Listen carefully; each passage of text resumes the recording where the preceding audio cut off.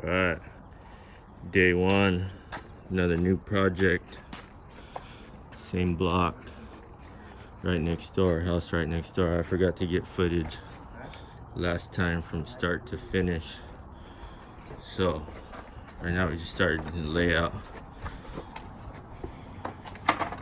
This is what it looks like before. This one's a little bit different than the one next door. Customer wants to finish this retaining wall all the way back to this wrought iron fence, and then we got some radiuses going on in the concrete, temp concrete. Once again, we got little radius action. Changed the radius a couple times, but it's gonna come out pretty slick.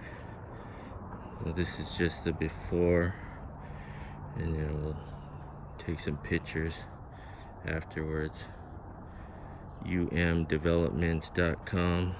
Follow us on social media. We're in the new development, giving killer prices, right behind Palomar College North. We've already done 3 houses on this development.